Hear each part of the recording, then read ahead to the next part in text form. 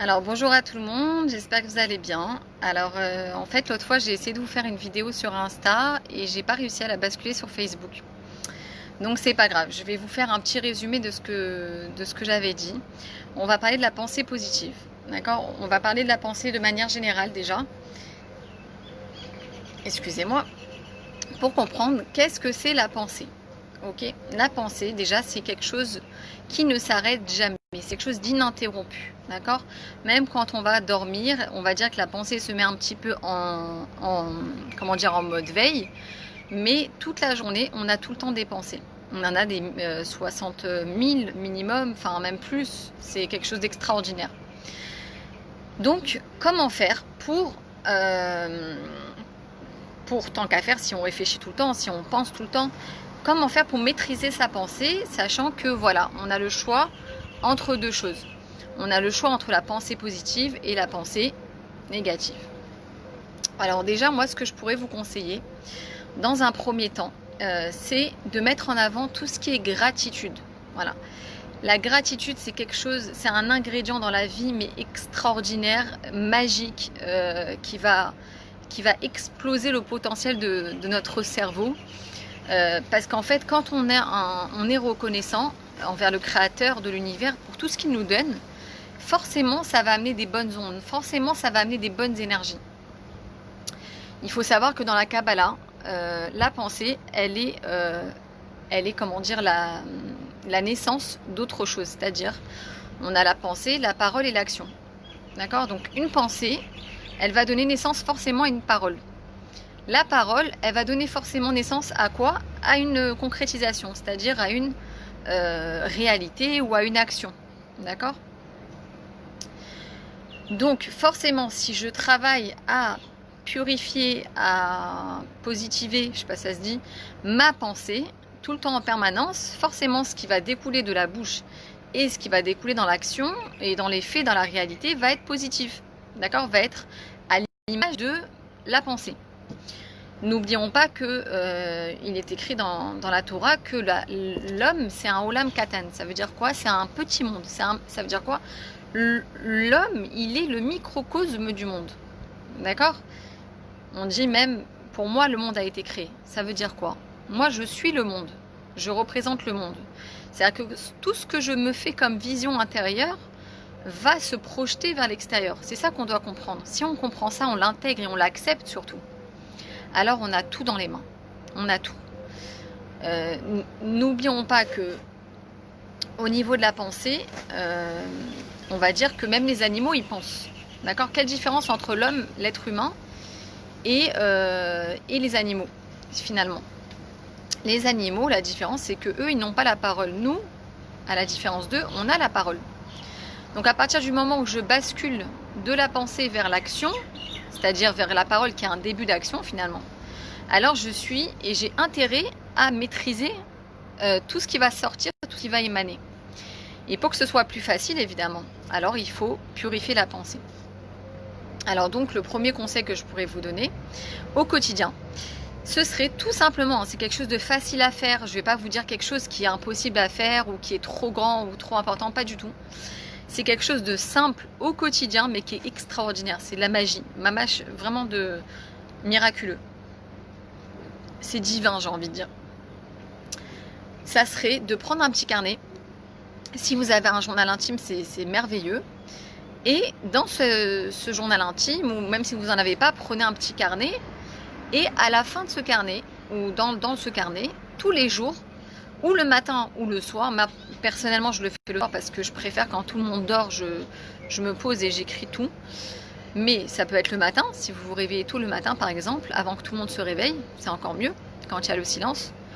Vous écrivez une liste, par exemple de 10 points, allez on va dire de 5 points pour pas que ce soit difficile au début. 5 choses pour lesquelles vous voulez remercier le créateur. Ça peut être d'avoir des yeux, d'avoir des mains, de pouvoir respirer, de pouvoir marcher, de pouvoir, je sais pas moi, aimer, d'avoir des êtres aimants autour de vous, comme un mari, des enfants, des parents, des cousins, cousines, enfin peu importe. Vous pouvez noter, mais tout ce qui vous passe par la tête, toutes les raisons pour lesquelles on peut dire merci. Et vous allez voir que plus les jours ils vont passer, et plus vous allez penser que ça y est, la liste elle va se terminer. Combien je peux écrire de merci, sur quoi je peux dire encore merci. Et vous allez vous apercevoir qu'en fait, au fur et à mesure des jours qui passent, et c'est extraordinaire, la liste elle s'allonge et il y a toujours des nouvelles choses à dire parce que déjà, chaque journée ne se ressemble pas. Et il y a toujours des choses auxquelles on n'a pas pensé précédemment. Et vous allez voir, c'est extraordinaire. Et donc là, vous vous mettez dans un processus de gratitude envers le créateur ou l'univers, appelez-le comme vous voulez. Mais vous enclenchez ce système, on va dire, de passer d'un cercle vicieux à un cercle vertueux. Ça, c'est hyper important, ça, c'est essentiel. D'avoir la gratitude et de le faire et de l'écrire avec un stylo. Pas de le dire à l'oral et de penser. Non, il faut prendre un stylo, un papier et écrire avec de l'encre. C'est hyper important pour le cerveau. On n'imagine pas l'impact que ça a sur le cerveau. Deuxième conseil, ça serait, voilà, quelqu'un qui a tout le temps des idées noires, qui rabâche du noir, qui a grandi dans des idées noires, des idées néfastes, je sais pas moi, qui a grandi dans la plainte, voilà, il est habitué à se plaindre tout le temps, ça fait partie de la nature, de la personne, etc. Comment faire pour réussir à sortir de ça? Alors le deuxième conseil que je pourrais donner, c'est de s'intellectualiser. Ça veut dire quoi s'intellectualiser? Ça serait, par exemple, de réfléchir à un domaine qui vous plaît dans la vie.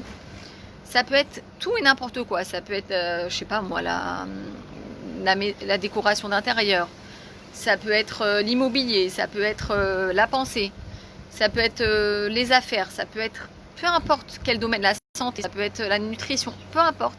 Ce qui vous plaît, choisissez, réfléchissez à un thème qui vous parle à vous. Un thème où ça vous plairait d'avoir des connaissances là-dessus. Et lisez. Lisez ou écoutez, peu importe. Aujourd'hui, on a des outils extraordinaires pour le faire et ne pas avoir d'excuses. On a des outils extraordinaires. On a des vidéos YouTube avec des audios carrément gratuits. Il y a des PDF gratuits. Après, moi, j'aime bien à l'ancienne le papier. Les audios, je les garde plus quand je suis en voiture ou quand je fais du ménage. Mais on va dire que le livre aussi, ça a tout son charme. Mais voilà, choisissez un sujet qui vous plaît et dessus, étudiez. Voilà, dites-vous, ok, pendant un mois, je me donne un mois pour lire ce livre. Après, next, suivant, etc. Après, au niveau des livres, je ne vais pas vous dire de ne pas faire quelque chose, mais je vais vous donner mon avis. C'est que si vous lisez des livres macabres, tristes, même si c'est des histoires vraies, je dis pas, on n'est pas en train de parler de ça. Mais malheureusement, ça nous rentre dans un système de tristesse et d'épreuves et que Dieu préserve, quoi. Dans un système de pensée néfaste. Voilà. Donc, rappelez-vous que tout ce qu'on choisit de rentrer dans la tête, il faut que ce soit sain pour nous. Il faut que ça nous fasse du bien. C'est comme dans la nutrition.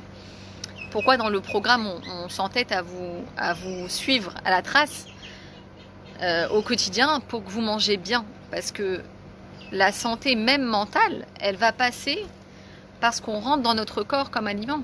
D'accord? Tout doit être filtré. On n'a pas le droit, en tant que créature, de se laisser aller. C'est-à-dire qu'on a la vie, on nous a donné la vie, et il faut en prendre soin, c'est notre devoir. Et ça passe aussi par la nourriture, ça passe par le mouvement, l'activité physique, ça passe parce que je choisis d'étudier ou de lire, etc. etc. Donc tout ce que j'intègre, tout ce que j'avale, je dois le filtrer.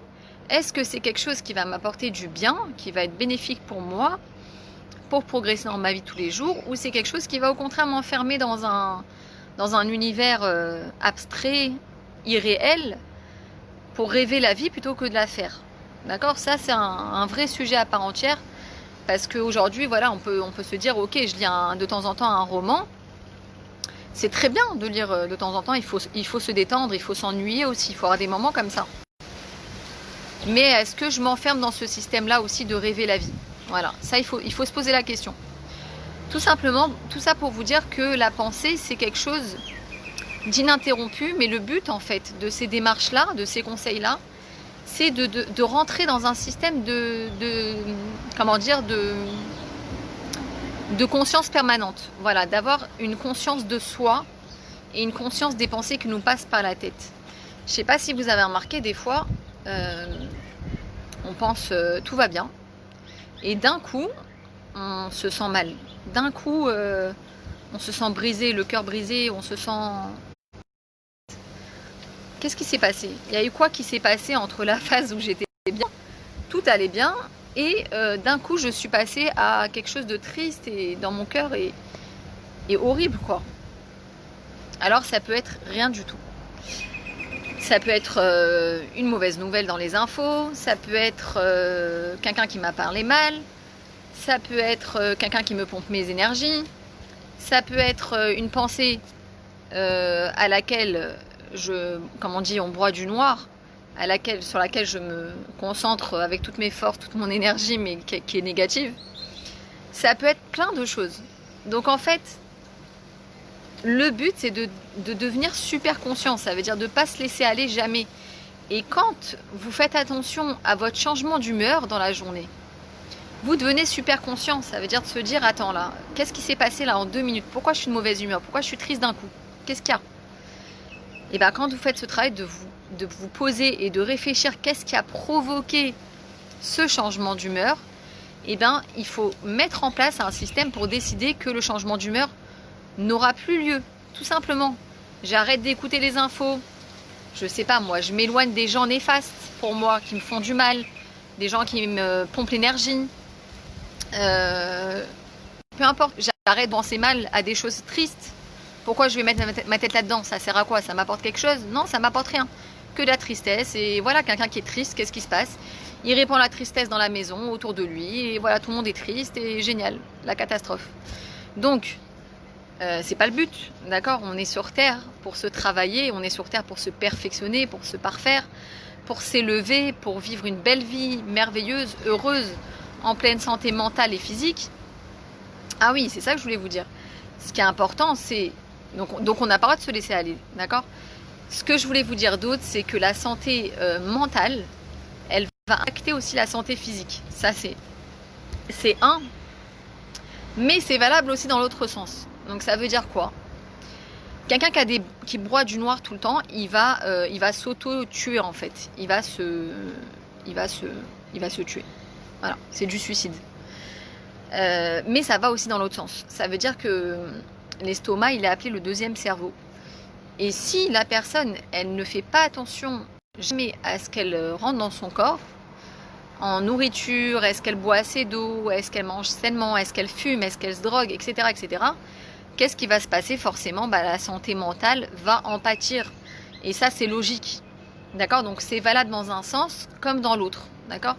Mais, comme on dit, tout est dans la tête. Ça veut dire que si on est dans une démarche de prendre soin de soi, parce que quand on prend soin de soi, c'est pas que de nous que nous prenons soin. On prend soin du monde entier. Parce que si nous existons et nous vivons, alors c'est pas pour rien. Le créateur, il n'a pas mis quelqu'un en vie, il n'a pas pris le temps de l'éduquer, de le grandir, de lui faire passer des épreuves, etc., etc., pour rien, en vain. Non, parce que quelque chose qui sert à rien, il n'a pas lieu d'être sur la terre. Or, tant qu'il y a la vie, ça veut dire qu'on a une mission, on a quelque chose à réaliser, on a un potentiel à effectuer dans ce monde. Pour nous, pour l'univers, on a quelque chose à donner à l'univers. Donc, vous avez compris que c'est dans les deux sens. Ça veut dire que la santé mentale, elle va impacter la santé physique. Ça, c'est certain, c'est sûr et certain que la mentalité dans laquelle je baigne, elle va se dévoiler dans le corps. Hein. Quelqu'un qui a beaucoup trop de culpabilité, par exemple, je vous parle des sentiments négatifs.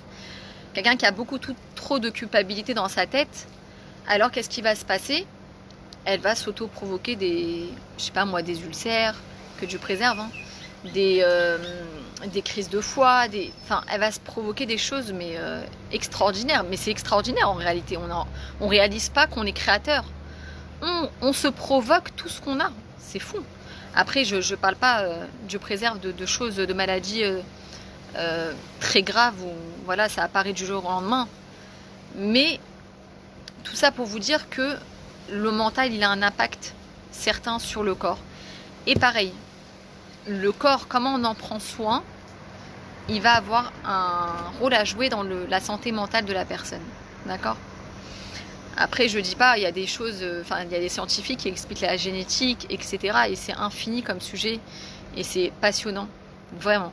Mais en tout cas, aujourd'hui, on a la possibilité de comprendre beaucoup de choses sur notre vie et de pouvoir la maîtriser et de faire en tout cas tout ce qui est en notre pouvoir pour bien la vivre et être heureux et épanoui et choisir la vie que l'on veut vraiment. Donc voilà, ça c'était un petit point sur la pensée positive. J'espère que ça vous a plu. Mettez-moi des commentaires, ça me ferait très plaisir de voir si vous avez vu en replay ou en live avec moi. Et le prochain live, j'espère semaine prochaine. Vous avez été nombreuses à me demander qu'est-ce que c'est le Miracle Morning. Vous m'avez demandé des infos sur Miracle Morning.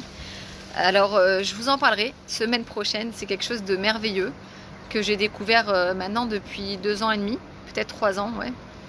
Et c'est extraordinaire. Vraiment, j'aimerais partager avec vous ce concept parce qu'en fait, c'est un concept qui a été propagé beaucoup aux États-Unis.